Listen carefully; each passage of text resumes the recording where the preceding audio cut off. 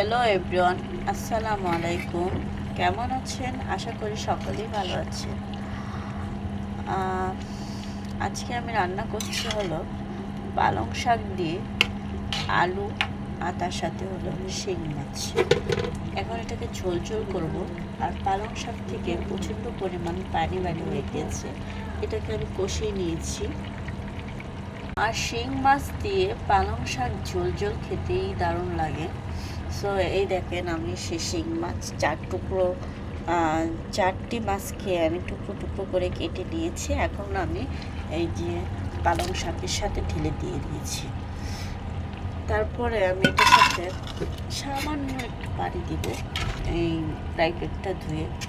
আর এটা ঝোল ঝোল অনেক পানি বের হয়ে গেছে পালং শাক থেকে, আর কোনো লাগবে না, আর কোনো লাগবে না। আর এর আগে আমি কাঁচামরিচ দিয়ে দিয়েছি, এটা স্কিপ হয়ে গেছে ভিডিওটা। কাঁচামরিচ দিয়ে দিয়েছি, সব মশলা টশলা সব কিছুই দিয়ে দিয়েছি, ওই ভিডিওগুলো আমার স্কিপ হয়ে গেছে। সো এখন আমি আবার হাফ ভিডিওটাই আপনাদেরকে শেয়ার করছি। সরি, আপনারা আমাকে ক্ষমার দৃষ্টিতে দেখবেন। এটা আমি এখন 10 মিনিট জাল করব, কারণ শাক দেওয়ার পরে, শাক কষানোর পরে আর জাল দিতে হয় না। আমি 10 মিনিট রেখে দিচ্ছি, মাছও দিয়ে দিয়েছি। 10 মিনিট জাল করে তারপরে আমি আবার ফিরে আসব। 10 মিনিট পর আমি আবারও ফিরে আসলাম। এখন সেখানে আমি একটু ধনিয়া পাতা দিয়ে দিয়েছি। পালং শাকে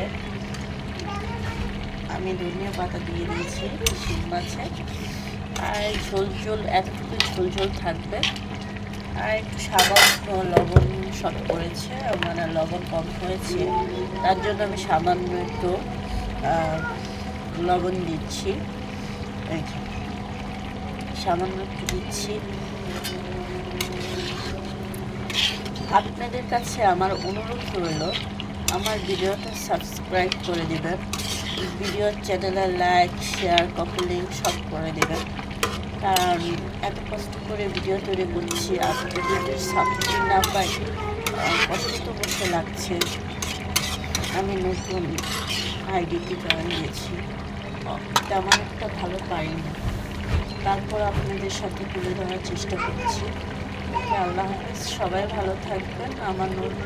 আমার চ্যানেলটাকে সাবস্ক্রাইব করে দিবেন। সবাইকে ধন্যবাদ এতক্ষণ ভিডিওটা দেখার জন্য। আল্লাহ হাফেজ।